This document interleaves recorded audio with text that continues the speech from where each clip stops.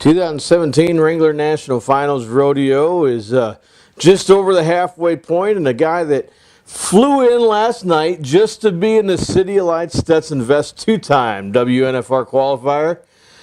It was a fun night last night out at the MGM Grand. Yeah, it was. It's always a good time here at the MGM, and you know, there's a lot of good rodeo going on, and the rodeo has been great watching. You know, home of the champions, and your linear is in your family name is quite filled with champions. You got the Coopers, yourself, and you guys know what it's like to win a buckle, especially a world championship buckle and then a go-around buckle here that's given away every night from our good friends from Montana Silversmith. Yep, there is. You know, I'm pretty lucky to have a family like I do that rodeos and we compete against each other. You know, you have Tuff and Cliff and Clint Cooper and of course Roy Cooper, their father, and then Trevor Brazil, and then my uncle Strand Smith. You know, it's a pack of wolves whenever you just show up to a family reunion just to, you know, hang out and doing this. So, but you know, them guys have accomplished a lot and won the gold buckle quite a bit, and it's a race this year again. It is a race, and let's talk about. It's probably one of the closest all-around races we've seen when Trevor's been in the PRCA. There's a year that he was gone, and we won't go into that. Yep, but we're proud to have him back. And I'll tell you what, that all-around race is, you know, everybody says locked down, but it's still plenty up for grabs because Trevor's had not the greatest NFR here this year. No, you know, he started off with a strong week, you know, winning and making really great runs, and then a couple nights ago he got the jerk down, and last night he missed, so he's taken 2 no times, so it's put him completely out of the average and in contention for that all around, even the tie down world championship. You know, I don't know if he had a little bit of a lead on Tuff in the all around, but I don't know if he can catch him because Tuff's sitting really well on that average, and depends. It's going to come down, like I said, what he does in the next couple rounds in the go rounds, how aggressive he is, and what kind of pressure he puts on Tuff. It is. Either way, it's going to stay in the family, so that's a good thing. That is. And they can't forget about in the tie down that the Brazilian Marcus Costa, and he is family now to us. He's hot right now. And he's putting a lot of Tuff's going to have to stay ahead of him each night in the rounds, just because Marcus has got the lead of the average right there. So he's closing the gap pretty close, and he's had a great final so far himself. You know, and let's talk about you had mentioned it. The jerk down rule. It's kind of a new rule that's been implemented over the last year and a half, which has really caused quite the stir and commotion across the professional rodeo, especially in the timed events. Talk to us a little bit about that and what that means to the Cowboys and your thoughts on it. You know, the jerk down, it's going to be full contact this 2018, 100% in every rodeo, no matter what, and they just passed that at the end of this year. And you know, as a calf roper, that's again, I'm against that, just because you know, my thoughts and opinion on it, just being here at the NFR, you got the top 15 guys, you got the top 15 horses, you got apparently the best calves possible. They're trying to tie them as fast as possible. There's things that you can't control and things like that, like you said, Trevor, he didn't intentionally jerk that calf down, but he got the no time for it, and like I said, it's costing him maybe a gold buckle this year. Last year it could have cost maybe Marcus Costa the gold buckle getting the jerk down in the finals. You know, places like the atmosphere of where the intentions, you got the best of the best there, I don't think it should be enforced. I think it should be waived, but you know, we keep on giving in as a calf roper on, you know, what we should do and this and that, and there's a lot of rodeos out there that, yeah, I agree that probably the jerk down needs to be in because they open it up, and there's a lot of guys that don't rope as good and don't do it as a living day in and day out, you know, to protect the sport, protect the animals. But there's places too that you have the best guys and trying to time as fast as possible, and usually when you do jerk one down, it's just costing us seconds ticking. You know, and let's talk about, because I mean, everybody knows Trevor. Yep. And everybody knows Marcos. It's not meant to be there is mixed emotions. There's people on this side of the fence and people on that side of the fence. Whether that can 100% of the time be saved by how the ropers pull that rope, or is there honestly 100% of the time a way to not have a jerk down of a calf? No.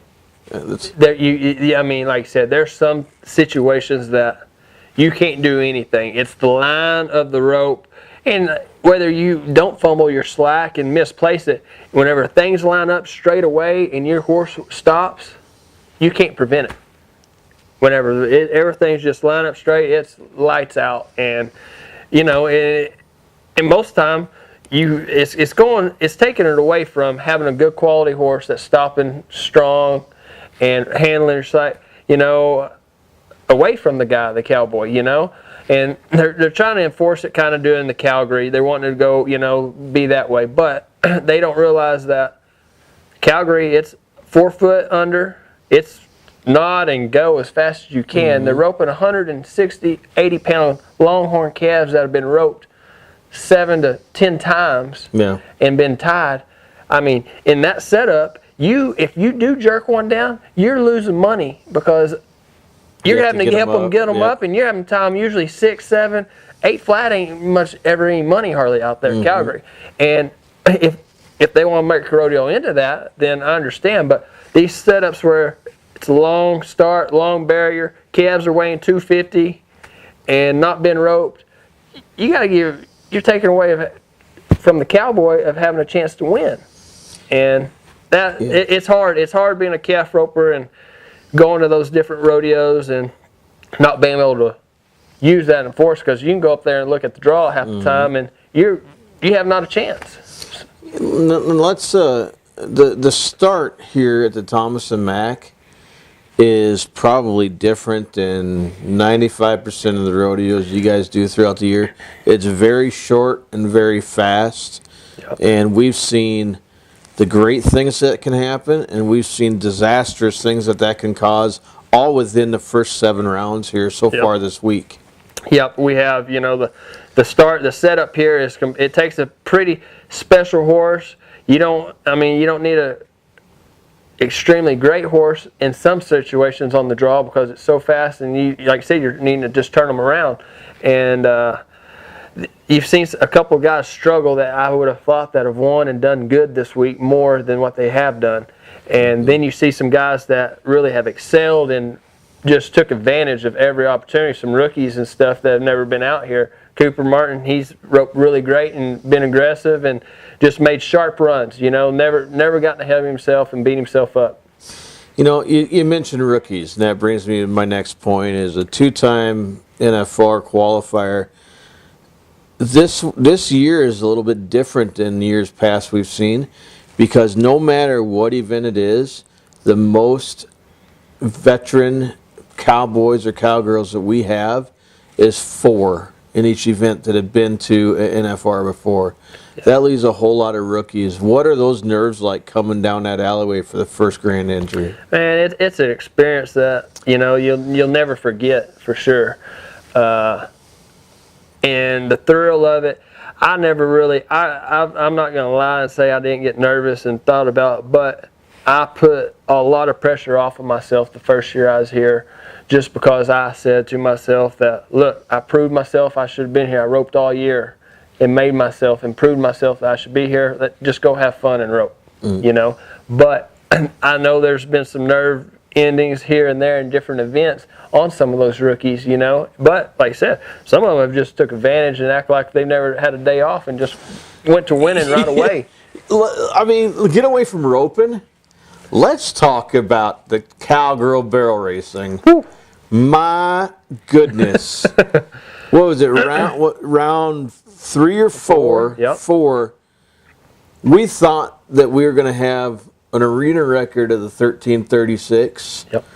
And Haley comes in and absolutely smashes it.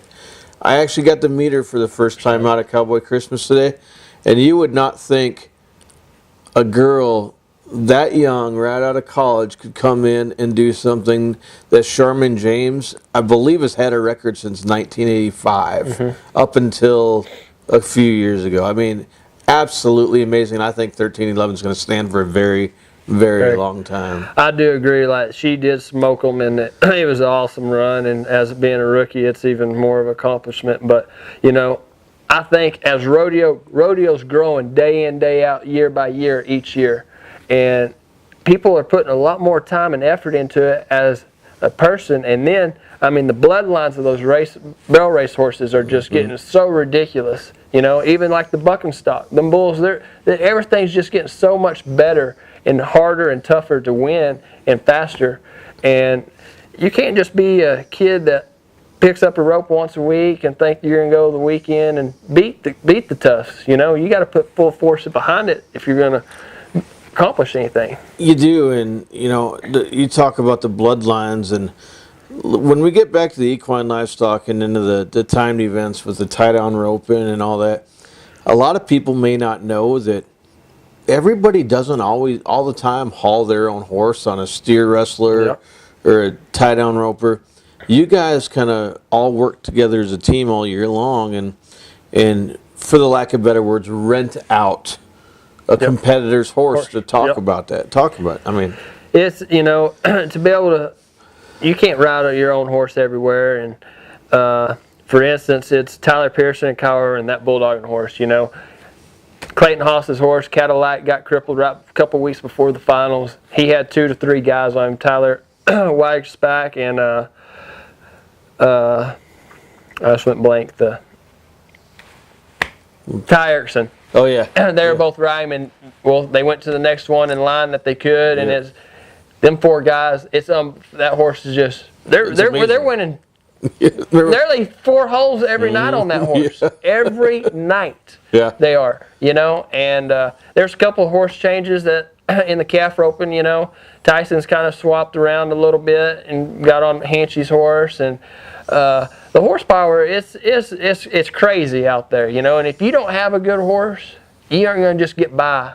You ain't going to win much just getting by on just a mediocre horse. In my books, day in, day out. I mean, here and there you can, but it's pretty awesome to have a great horse, and the guys that let you on through the year to get on. I know the horse of the year in the tie-down which was Shane Hatchie, and he's not even riding that horse out here, but he let so many guys on through the year, and 3 or 4 of them that made the finals this year, they would not made the finals. They give credit to that horse for making the finals this year, you know, and that's pretty awesome to say. Now, on a personal level, you married into quite an extraordinary young lady that a lot of people got to know throughout the 2012 year as Miss Rodeo America. Shanae is a great ambassador, and along with her, you guys have gotten some modeling opportunities together. Talk to us about personal life and what life is like back home. You know, me and Shanae have been married for 3 years, and she was former MRA, Miss Rodeo America, and sweetheart inside and out and beautiful. You know, I'm pretty lucky to come across a girl like that, and especially that has the same background and interests and things that I do. And we're going to call home Childress. Texas is our home. We spend a lot of time out in Roosevelt, Utah, where she's from. Just when the rodeos go out west, I just pack all my stuff and I rodeo from there for the next 4 to 6 months. But it's pretty awesome. During the winters, I rodeo out of Childress and work on our family ranch. We both go there. She does a little bit of skincare stuff online as we're traveling, where she can do it anywhere. And that's about it, really. No kids yet.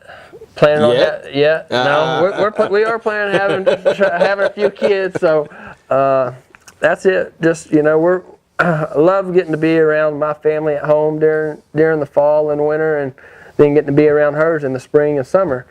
But also I get to see, you know, a couple of my family members quit rodeoing. You know, Strand, he's backed off quite a bit, and Cliff's backed off. And then, you know, with Tuff and Trevor coming back, it's I've enjoyed getting to see them off and on. Yeah. But did we see Cliff last night? Was he? Yeah, he was. I thought I saw him. Yeah, it is the first. He hasn't been out here since he quit rodeoing, and he's doing great. He has he's accomplished a lot since he's left the arena, and I'm happy for him and his family. But good.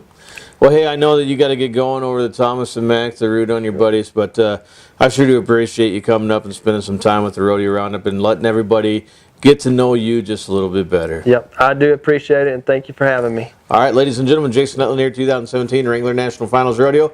Round number 8 is about to begin with the one and only 2-time Wrangler National Finals Rodeo qualifier, Stetson Vest.